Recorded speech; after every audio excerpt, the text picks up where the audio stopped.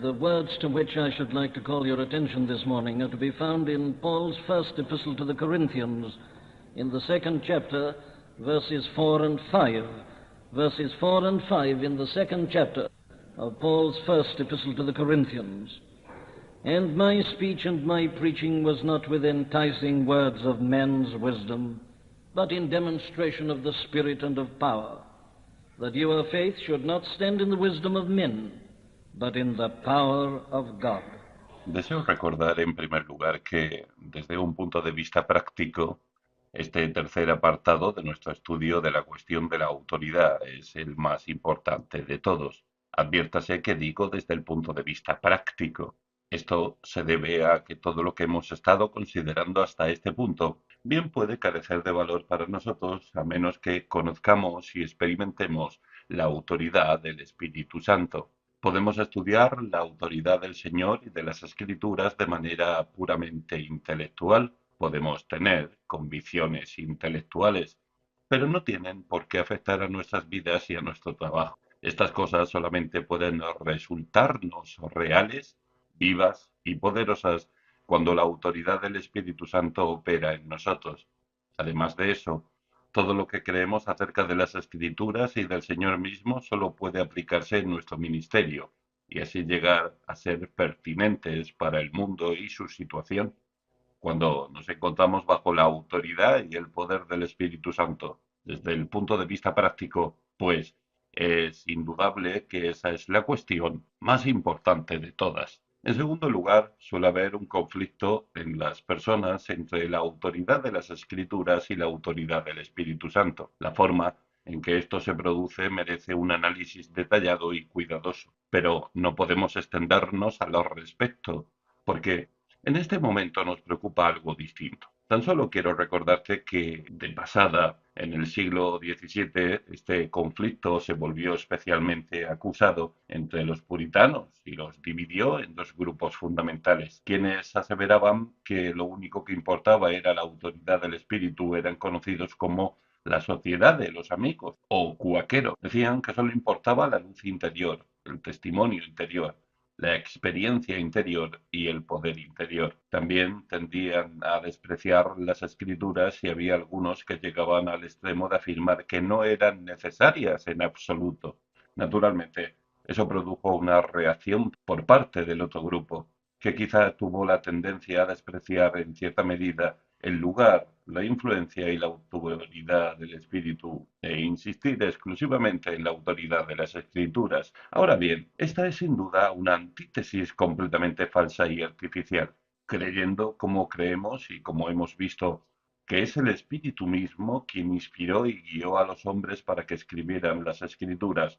Deberíamos tener claro que obviamente su intención es que las utilicemos, pero además de eso, las escrituras nos exhortaban a escudriñar, examinar y probar los espíritus. Por desgracia, además del Espíritu Santo, también hay espíritus malignos en el mundo. No solo eso, estos espíritus malignos intentan atacarnos constantemente e influir en nosotros. No tenemos lucha, dice el apóstol, contra sangre y carne, sino contra principados, contra potestades, contra los gobernadores de las tinieblas de este siglo, contra huestes espirituales de maldad en las regiones celestiales. Efesios 6:12. Estos espíritus desean engañarnos e inducirnos al error. La única forma, pues, en que podemos probar los espíritus y a nosotros mismos es la palabra. La Biblia da a entender, pues, que el Espíritu Santo nos habla normalmente por medio de la palabra. Toma su propia palabra y la ilumina, y toma nuestras mentes y les da luz, y así nos hace receptivos a la palabra. Por medio de ese proceso podemos comprobar todas las experiencias que tengamos de tal forma que podamos estar seguros de no estar siendo engañados o desviados. No es correcto, pues, hablar del espíritu o de la palabra, sino del espíritu y la palabra, y especialmente del espíritu por medio de la palabra. Debemos negarnos a abrigar esta antítesis que aún se perpetúa en algunos sectores hoy día. Una tercera consideración que refuerza la importancia de la cuestión que estamos tratando es que de todos los aspectos de este asunto de la autoridad, Ninguno se descuida tanto hoy día como la autoridad del Espíritu. Se ha prestado gran atención a la persona de nuestro Señor y su autoridad. Ciertamente las Escrituras y su autoridad son de gran interés, pero ¿cuánto oímos hablar en comparación del Espíritu Santo y su autoridad? Si tuviera que aventurar, en mi opinión, diría que ningún otro aspecto de la fe cristiana ha sido tan descuidado y quizá malentendido. ¿Cuál es el motivo de esto? Es importante que hagamos esa pregunta porque al responderla nos veremos obligados a examinarnos a nosotros mismos. Creo que aquí estamos ante el principal motivo de debilidad del movimiento evangélico moderno. ¿Cuáles son, pues, los motivos de este abandono? Creo que uno de ellos es la respetabilidad y nuestra gran preocupación por la dignidad. Esa es la palabra fatídica que, en mi opinión, se introdujo en algún punto a mediados del siglo XIX. Los padres de esa generación habían nacido en una atmósfera de grandes avivamientos religiosos. Eran hombres que habían experimentado la actividad del espíritu. No se preocupaban mucho por sí mismos o por su dignidad o su posición, pero hacia mediados del siglo XIX se introdujo esa otra idea y se empezó a hablar de la necesidad de un culto digno. Empezaron a insistir más, pues, en la formación intelectual y la preparación del ministro que en su conversión, que en el hecho de que estuviera lleno del Espíritu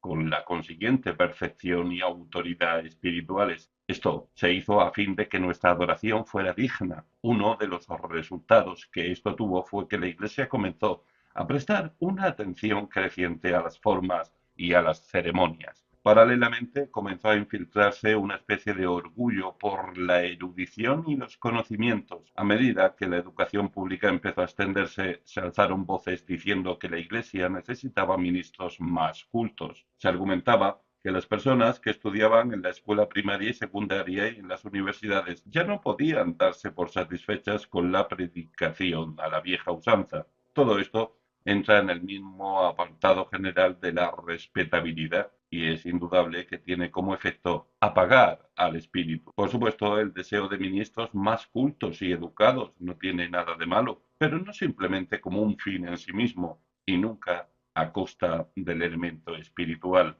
Esa es una de las explicaciones del abandono de esta cuestión. Otra, que está íntimamente ligada, es nuestro temor al entusiasmo. Se ha producido un pavor a los excesos. Oímos de diversas sectas y denominaciones que hacen mucho hincapié en la obra y el ministerio del Espíritu, pero añadimos de inmediato, observa sus excesos, observa lo que hacen, observa su desenfreno. Muchos han llegado a sentir tal horror ante la idea de los excesos y han caído de tal forma en el extremo opuesto que son sin duda culpables de apagar y contristar al espíritu. Sin embargo, esta acusación de entusiasmo también se ha vertido siempre contra los evangélicos. La sufrieron George Whitefield y John Wesley y sus asistentes hace 200 años. Los obispos y otros les acusaron constantemente de ser unos entusiastas, como quiera que sea. Esto no les preocupó ni les asustó, pero el cristiano moderno, el evangélico moderno, parece sentir horror y espanto ante esta acusación, como si hubiera algo intrínsecamente erróneo en el hecho de que el cristiano se sienta verdaderamente emocionado y en ciertas ocasiones casi llega a sentir arrebatado y sin llevar el control de sí mismo. Lejos estéme de mí intentar defender los excesos o el fanatismo, pero estoy seguro de que nuestro peligro hoy día es temer de tal forma esas cosas que seamos culpables de apagar al espíritu. En última instancia, por supuesto, todo se reduce a la cuestión del orgullo. Sentimos tal preocupación por nosotros mismos y nuestra importancia que casi nos da miedo permitir que el Espíritu Santo tome el control, no sea que nos veamos haciendo o diciendo algo o transmitiendo una impresión que no se ajuste plenamente a nuestras ideas de lo que es propio del individuo moderno, educado y sofisticado. Los intentos de la Iglesia para recuperar la autoridad. No cabe la menor duda de que la mayor necesidad de la Iglesia hoy en día es un estudio de esta cuestión. Como quiera que sea, la Iglesia de hoy, tal como ha tendido a hacer a menudo en el pasado, parece estar dejando esto de lado y buscando su fuente de autoridad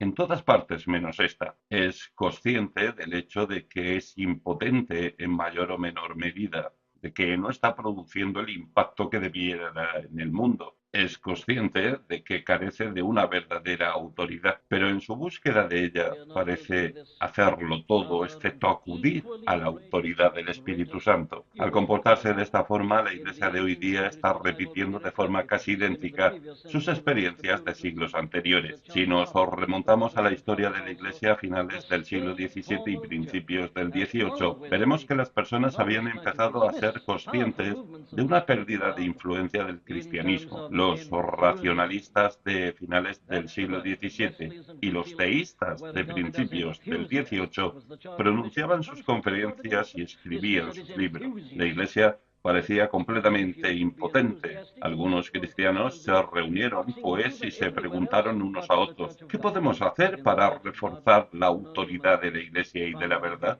Decidieron que el mejor plan sería instituir un nuevo ciclo de conferencias. Fundaron, pues, las conferencias Boyle, que siguen celebrándose anualmente. ¿Qué finalidad tenían estas conferencias? Simplemente defender la fe cristiana, aportar un sistema de argumentación apologética en defensa de la fe. Luego, durante esa misma época, ese extraordinario hombre de gran talento intelectual, que fue el obispo Butler, y siguiendo esta misma línea y enfoque, escribió su famosa Analogy of Religion, analogía de la religión. ¿Qué propósito tenía toda esta actividad? Querían restaurar la autoridad de la Biblia y del Evangelio y cimentar racionalmente la fe cristiana. Debemos hacer algo para recuperar la vieja autoridad, dijeron. Lo hicieron, pues, de esa forma, y fueron los responsables de la apologética de su tiempo. Sin embargo, tal como sabemos a la perfección en la actualidad, no fueron las conferencias Boyle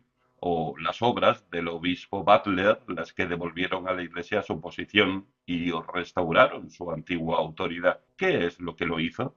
Fue Dios actuando por medio del Espíritu Santo en las personas de George Whitefield y John Wesley en Gran Bretaña y de otros como Jonathan Edwards y los Tennent en Estados Unidos. Fue el portentoso avivamiento evangélico del siglo XVIII. Dios obró a su manera lo que las excelentes conferencias Boyle y las obras del obispo Butler fueron completamente incapaces de conseguir. A comienzos del siglo XIX, la Iglesia volvió a sentir una vez más la misma pérdida de poder. La influencia del avivamiento evangélico ya había empezado a desvanecerse en mayor o menor medida.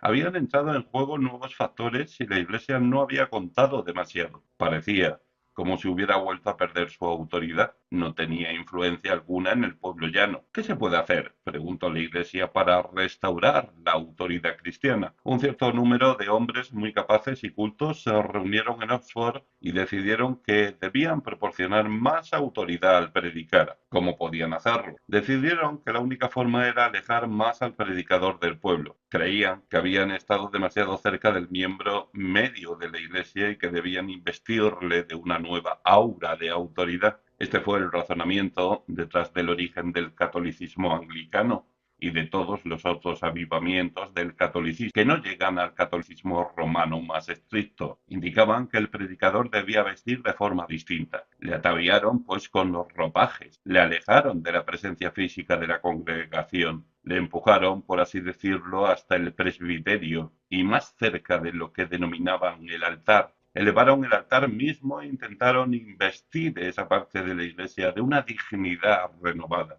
Argumentaban que, como resultado de eso, las personas acudirían y escucharían con temor y temblor y con una mayor disposición a responder.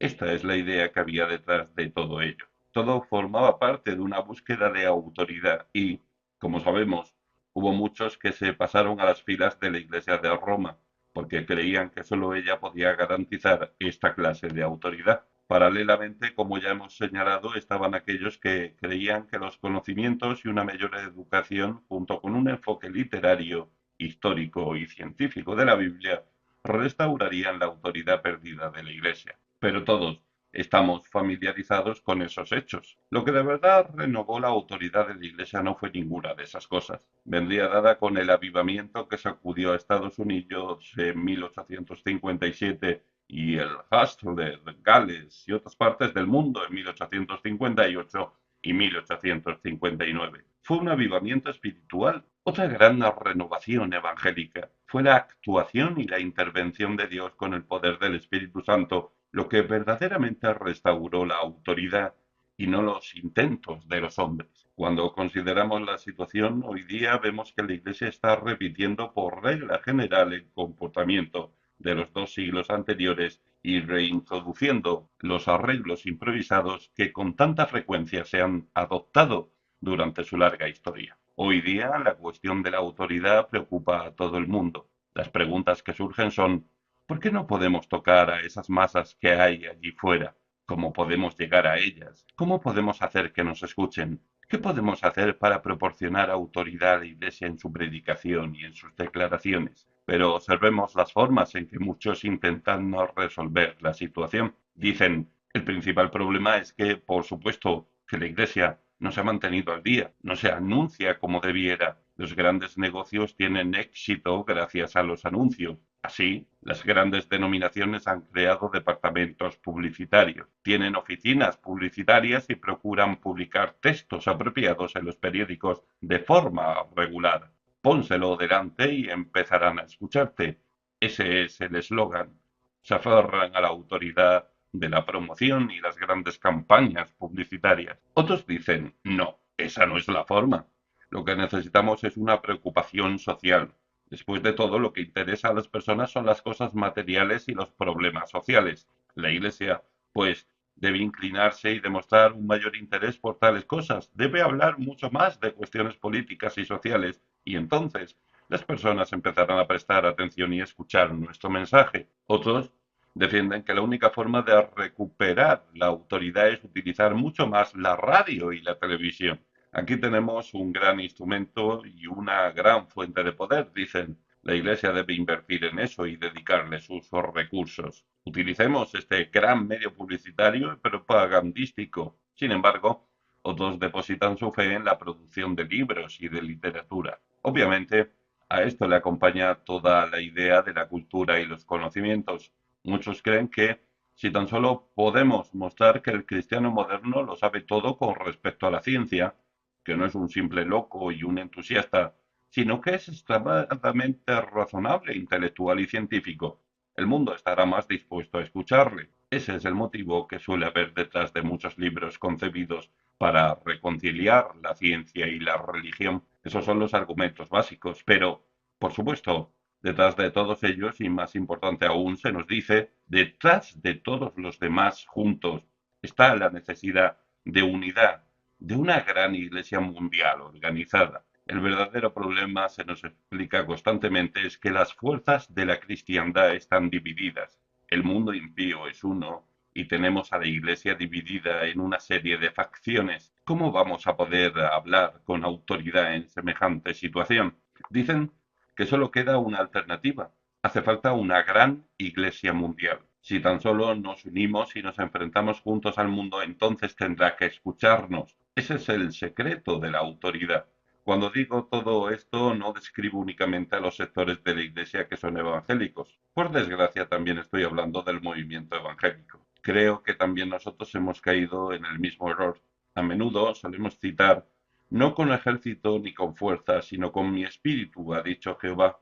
Pero luego en la práctica parece como si confiáramos en el poder del dólar, el poder de la prensa y de los anuncios. Parece como si pensáramos que nuestra influencia dependerá de nuestra técnica y del programa que presentemos, y que serán los números, las cifras y el tamaño los que demuestren la eficacia. Parece como si hubiéramos olvidado que Dios ha llevado a cabo ya la mayoría de sus obras en la Iglesia a lo largo de la historia por medio de remanentes. Parece como si hubiéramos olvidado la gran historia de Gedeón, por ejemplo, y la forma en que Dios insistió en reducir al ejército de 32.000 a 300 hombres antes de utilizarlo. Nos fascina la idea del tamaño y estamos completamente convencidos de que si tan solo podemos montar, sí, esa es la palabra, algo lo suficientemente grande ante el mundo, lograremos sacudirlo, conseguiremos un tremendo avivamiento religioso. Ese parece el concepto moderno de autoridad. Mi opinión es que todo eso no es más que el viejo error en el que tan a menudo han incurrido las iglesias, porque la frase de Hegel acerca de la historia es tan cierta de la iglesia como del mundo. La historia nos enseña que la historia no nos enseña nada. Parecemos resueltos a repetir así los mismos errores, a caer en las mismas trampas que nuestros antepasados. Todo eso nos devuelve al hecho de que la Biblia enseña claramente que el método de Dios siempre pasa por el Espíritu, su autoridad y su poder. Lo que necesitamos hacer, pues, por encima de todo, es estudiar esta cuestión, la la autoridad del Espíritu en la vida de nuestro Señor. ¿Cómo se manifiesta esta autoridad? Ya hemos visto una de las formas en nuestro estudio de la autoridad de las Escrituras, pero ahora hemos de pasar a la forma en que vemos demostrada la autoridad del Espíritu Santo en la vida y el ministerio terrenales de nuestro Señor Jesucristo. Este, por supuesto, es un aspecto sumamente importante de la cuestión que estamos tratando. Recordemos cómo fue bautizado justo al comienzo de su ministerio, a los 30 años. Acudió a Juan el Bautista y le pidió que le bautizara. Juan se mostró renuente y le señaló que lo apropiado sería más bien que fuera él quien le bautizara. Pero nuestro Señor respondió, deja ahora, porque así conviene que cumplamos toda justicia. Mateo 3:15. Fue en este punto de su vida cuando fue bautizado por Juan, cuando el Espíritu Santo descendió sobre él en forma de paloma y la voz del cielo declaró, este es mi Hijo amado, en quien tengo complacencia. Ahora bien, esto es algo único. Nuestro Señor fue llenado por el Espíritu Santo a fin de poder ejercer su ministerio como el Mesías. Adviértase la forma en que esto se expresa en Juan 3:34. Dios no da el Espíritu por medida al que envió. Dios le dio el Espíritu en toda su plenitud para su tarea. Esto es un misterio, pero parece claro que aún el Hijo de Dios, para los propósitos de su tarea de mediación en la tierra, no podría haber llevado a cabo la obra que se le había encomendado si el Padre no le hubiera dado el Espíritu Santo de esta forma. Jesucristo seguía siendo la segunda persona eterna de la Santísima Trinidad, pero había dejado de lado la insignia de su gloria, se había humillado y había venido a la tierra para vivir como un hombre. Por eso tenía que orar y por eso era esencial que recibiera de esta forma la plenitud del Espíritu. El Espíritu le fue dado sin medida. Él mismo deja esto muy claro. Los dirigentes judíos discutían con él acerca de su autoridad y su poder. Les había impresionado grandemente la forma en que había alimentado a los 5.000 por medio de un milagro, pero malentendieron su significado. Nuestro Señor les dijo, trabajad no por el alimento que perece, sino por el alimento que permanece para vida eterna, el cual el Hijo del Hombre os dará, porque a este es a quien el Padre, Dios, ha marcado con su sello. Juan 6:27. Esto es una referencia a lo que sucedió allí en su bautismo. Este sello es siempre el Espíritu Santo. El Señor Jesucristo venía a decir, esta es mi autoridad. Mi Padre me autentificó cuando envió al Espíritu sobre mí, y la voz habló. El Padre me ha sellado. ¿Por qué seguís dudando de mí? Lo que me autentifica no son tanto los milagros como el hecho de haber sido marcado con el sello del Espíritu. Fue una proclamación pública de que Él es el Mesías. Ese es el significativo complemento de su bautismo. Luego, después del bautismo, fue guiado por el Espíritu al desierto para ser tentado por el diablo durante 40 días y 40 noches. Al final de ese periodo, volvió a Nazaret, su ciudad natal, y allí, tal como era su costumbre, fue a la sinagoga al día del reposo y comenzó a leer el libro del profeta Isaías. Y habiendo abierto el libro, halló el lugar donde estaba escrito, el Espíritu del Señor está sobre mí, por cuanto me ha ungido para dar buenas nuevas a los pobres, me ha enviado a sanar a los quebrantados de corazón, a pregonar libertad a los cautivos y vista a los ciegos, a poner en libertad a los oprimidos, a predicar el año agradable del Señor.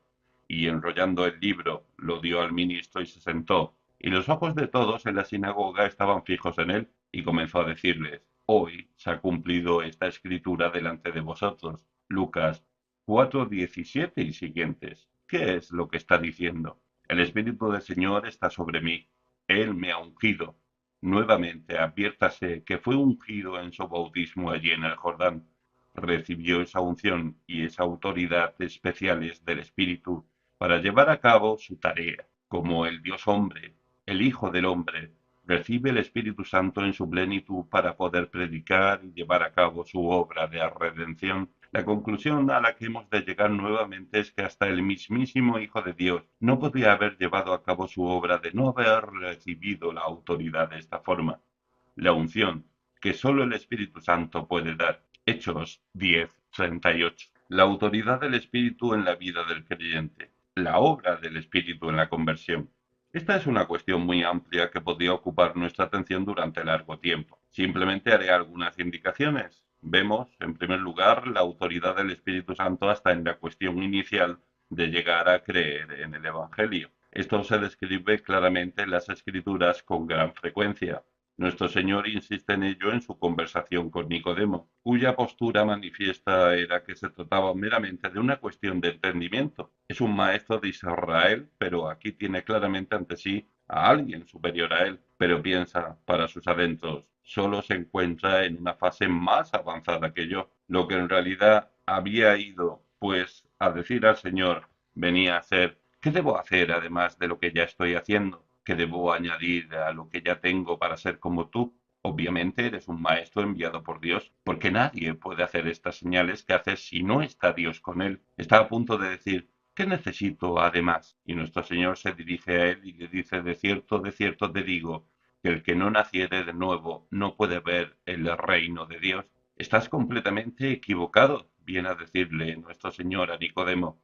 Lo que necesitas es nacer de agua y del Espíritu. Hay cosas que son de la carne y hay cosas que son del espíritu. Lo que es nacido de la carne, carne es, y lo que es nacido del espíritu, espíritu es. No te maravilles, no intentes entenderlo. El viento sopla de donde quiere y oyes su sonido, mas ni sabes de dónde viene ni a dónde va. Así es todo aquel que es nacido del espíritu. Necesitas la luz y el poder del espíritu. Esto no puedes hacerlo por ti mismo. Nuestro Señor establece ese principio de forma categórica y definitiva. Vemos lo mismo en la práctica en Hechos de los Apóstoles. El primer converso cristiano del que se tiene constancia en Europa fue una mujer llamada Lidia, una vendedora de púrpura de la ciudad de Tiatira. ¿Cómo se convirtió? Le fascinó la personalidad del apóstol Pablo, comunicó él su gran personalidad. Recordarás la forma en que comenzó su campaña en Europa. Fue a una pequeña reunión de oración de mujeres en las afueras de la ciudad un domingo por la tarde. Fue el comienzo menos prometedor y publicitado que cupiera imaginar. Simplemente se sentó allí, en esa pequeña reunión de oración, y les habló la palabra del Señor. En todo caso, diría alguien seguro que fue por la personalidad de Pablo. Eso no es lo que leemos. En Hechos 16:14 se dice el Señor abrió el corazón de ella para que estuviese atenta a lo que Pablo decía. Ni siquiera Pablo podía salvar un alma a pesar de ser el extraordinario hombre que era. Solo Dios, el Espíritu Santo, puede abrir el corazón y capacitarnos para recibir la verdad. La explícita afirmación que se hace en 1 Corintios 12:3 debería servir para zanjar esta cuestión. Por tanto, os hago saber que nadie que hable por el Espíritu de Dios llama anatema a Jesús, y nadie puede llamar a Jesús Señor, sino por el Espíritu Santo. Si necesitas algo más, solo tienes que acudir a Efesios 2, y allí verás que solamente hay una esperanza para quienes están muertos en delitos y pecados. Son hijos de la ira. Andan conforme al príncipe de la potestad del aire, al espíritu que ahora opera en los hijos de desobediencia, y son esclavos de los deseos y las pasiones de la mente, así como de la carne y del cuerpo. Únicamente tienen una esperanza. Él os dio vida a vosotros. Somos hechura suya. Sin la obra, la autoridad y el poder del Espíritu Santo, jamás habría un solo creyente en nuestro Señor y Salvador Jesucristo. La obra del Espíritu en la certidumbre. Pero la autoridad del Espíritu no acaba ahí. Solo el Espíritu puede proporcionarnos una seguridad de salvación inamovible y definitiva. Ahora bien, esta cuestión de la seguridad de salvación es de suma importancia y, a mi modo de ver, objeto de muchos malentendidos. Recibimos la seguridad de tres formas fundamentalmente, pero, por desgracia, hoy día parece como si solo se hiciera hincapié en la primera. La primera es la que obtenemos creyendo y aplicándonos la simple palabra de la Escritura como la palabra autoritativa de Dios. Nos dice que el que en Él cree no es condenado. Ahí tenemos la palabra de Dios. Creemos y confiamos en ella. Sin embargo, Esa es únicamente la primera forma de recibir la seguridad. Ciertamente eso por sí solo puede llegar a ser peligroso. Es una especie de creencialismo. Eso se puede decir para nuestra tranquilidad y nuestros propósitos. Lo aceptamos. Pero eso no basta por sí solo. Necesitamos algo más. El segundo fundamento para la seguridad. Primera de Juan nos proporciona ciertos criterios. Juan dice que existen determinadas pruebas de vida espiritual. Uno, nosotros sabemos que hemos pasado de muerte a vida, en que amamos a los hermanos. Dos, sabemos por otra parte que hemos pasado de muerte a vida porque los mandamientos del Señor ya no son gravosos, son un deleite para nosotros. Y hay otras pruebas. Tres, creemos en el Señor Jesucristo. Cuatro, somos conscientes de que el Espíritu está obrando en nosotros. Cinco, nos examinamos a nosotros mismos para comprobar si el fruto del Espíritu se está manifestando en nosotros. Si hallamos estas cosas, podemos estar seguros de que hemos nacido de nuevo. La vida siempre acaba por manifestarse. La vida en el árbol produce manzanas, peras o melocotones. La vida se manifiesta forzosamente y, si vemos cualquier señal o prueba de vida, eso es una garantía de su presencia. Esa es una forma de seguridad mucho más fiable que la primera, que solo era objetiva. Esa es subjetiva a sí misma. Como quiera que sea, existe una forma de seguridad adicional. Es la más elevada y cierta de todas. El apóstol Pablo la expone en Romanos 8:15 al 17. Pues no habéis recibido el espíritu de esclavitud para estar otra vez en temor, sino que habéis recibido el espíritu de adopción, por el cual clamamos, Abba, Padre. El Espíritu mismo da testimonio a nuestro espíritu de que somos hijos de Dios, y si hijos, también herederos, herederos de Dios y coherederos como Cristo. Esta no es una forma de seguridad que deduzcamos de las Escrituras o de las señales que detectemos en nosotros mismos. Aquí tenemos el testimonio directo del Espíritu. El Espíritu mismo da testimonio a nuestro espíritu. Puede que tengamos los dos primeros fundamentos de nuestra seguridad y carezcamos del tercero. Aquí tenemos algo que solo el Espíritu Santo puede darnos. Solo el que nos habla con una autoridad definitiva puede proporcionarnos la certidumbre de ser hijos de Dios. Una certidumbre tan grande y ciertamente hasta mayor como nuestra certidumbre con respecto a cualquier otra cosa en la vida. Los santos dan fe de ese hecho a lo largo de los siglos. Declaran que el Espíritu Santo les dio tal certeza de la realidad y la presencia del Señor Jesucristo y de su amor hacia ellos, que estaban más seguros de eso que de cualquier otro hecho. Hallamos la misma verdad expresada de forma distinta en otros pasajes. En 2 Corintios 1:22 lo hallamos de esta forma, el cual también nos ha sellado y nos ha dado las arras del Espíritu en nuestros corazones. En Efesios 1:13 y 14 se expresa de esta forma, habiendo creído en él, fuisteis sellados con el Espíritu Santo de la promesa, que es las arras de nuestra herencia hasta la redención de la posesión adquirida. Podrás advertir que se utiliza la misma palabra que con respecto a nuestro Señor en su bautismo, sellados. Aquí, pues, tenemos la seguridad definitiva de salvación, y solo la autoridad del Espíritu Santo puede proporcionárnosla.